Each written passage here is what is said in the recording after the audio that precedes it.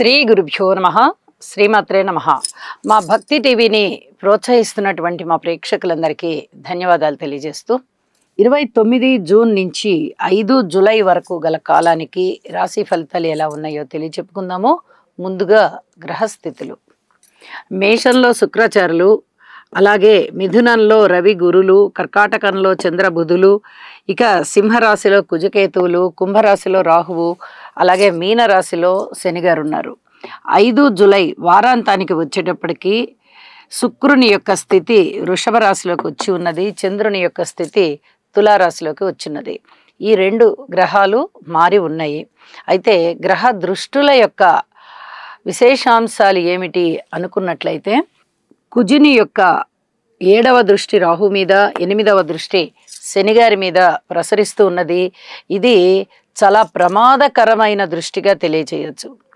ప్రజలకి అనారోగ్యాలు ఉండడం కానీ, అలాగే రోడ్డు ప్రమాదాలు కానీ, ఈ మధ్యకాలంలో విమాన ప్రమాదాలు కూడా ఎక్కువయ్యాయి.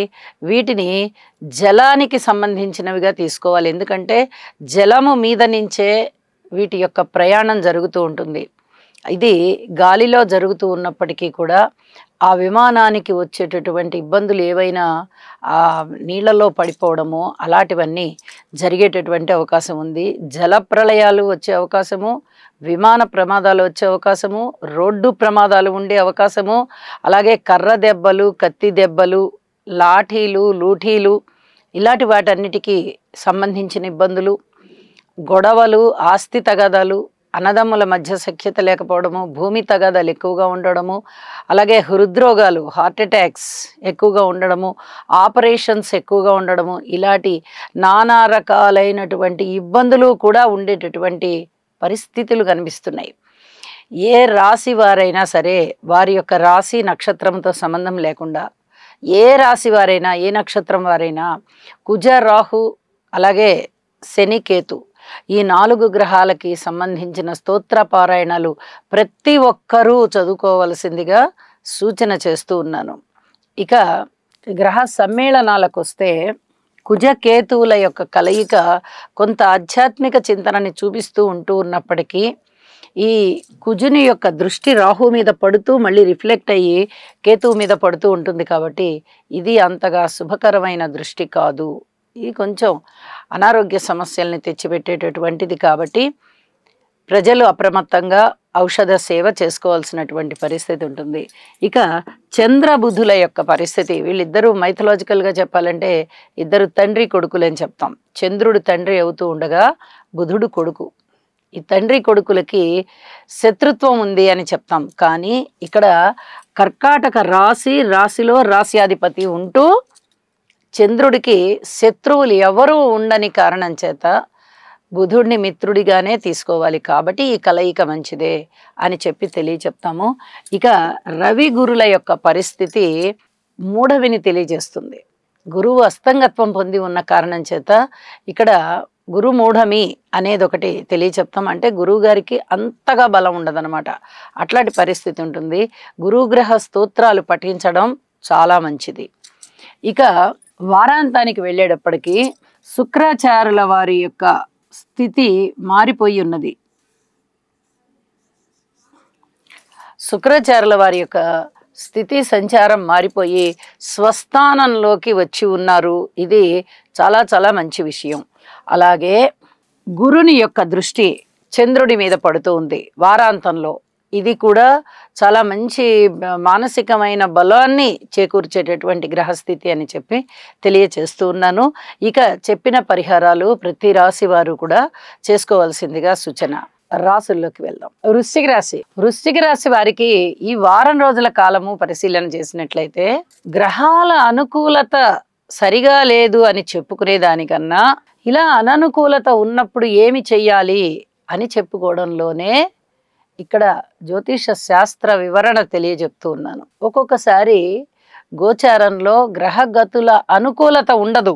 చూడండి, మనము ఏదో ఒకటి మాట్లాడుకునేటప్పుడు పెద్దవాళ్ళు అంటూ ఉంటారు, వాడి గోచారం అలా ఉంది, వాడి గ్రహస్థితి అలా ఉంది అని. అంటే గ్రహాలు సంచరిస్తూ ఉన్నటువంటి క్రమాన్ని గోచారం అంటాం. ఇది ప్రతిరోజు ఉండేటటువంటి గోచారం కాబట్టి దీన్ని అలా అంటాం. కొంతమంది గ్రహచారం బాలేదు అని కూడా అంటూ ఉంటారు. అంటే గ్రహాల సంచారం బాలేదు అని. మనకి అన్ని వ్యతిరేకమైన పనులు జరుగుతూ ఉన్నాయనుకోండి, వ్యతిరేక సంకేతాలు వస్తున్నాయనుకోండి, సర్వత్రా వ్యతిరేకత కలుగుతోందనుకోండి, అభిప్రాయ భేదాలు ఉండడం కానీ, నిరసనలు ఉండడం కానీ, కోపం ఉండడం కానీ, నిందలు ఉండడం కానీ, అలాగే ధన నష్టము ఉండడం కానీ, మాట వినకపోవడం మన కుటుంబంలోనే. ఎవరి వరకు ఎందుకు, మన కుటుంబంలో మన పిల్లలు, మన భార్య, మన బిడ్డలే మన మాట వినకుండా పోతున్నారు. ఇంతకన్నా కష్టం ఏం కావాలండి?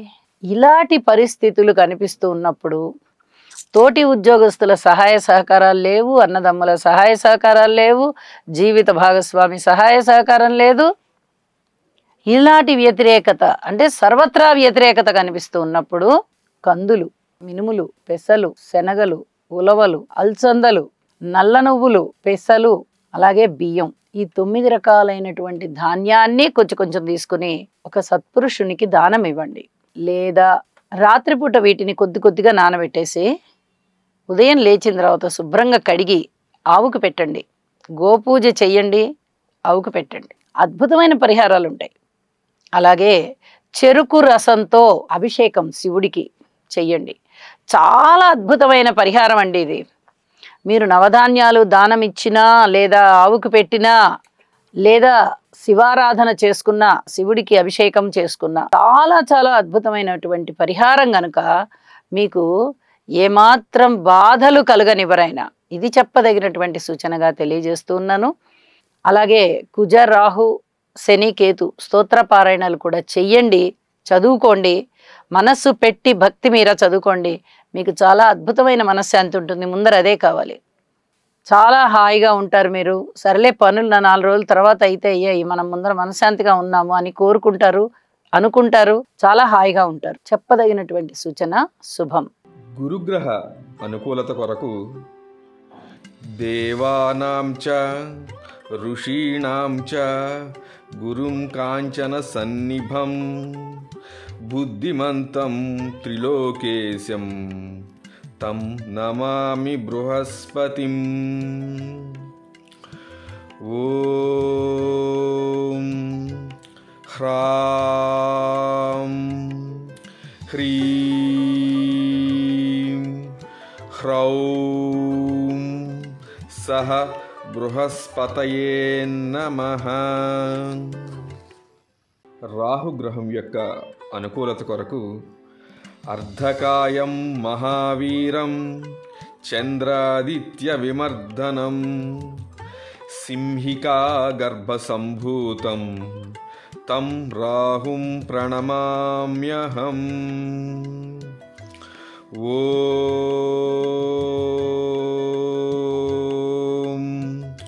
భ్రాం భ్రీం భ్రౌం సహ రాహవే నమః.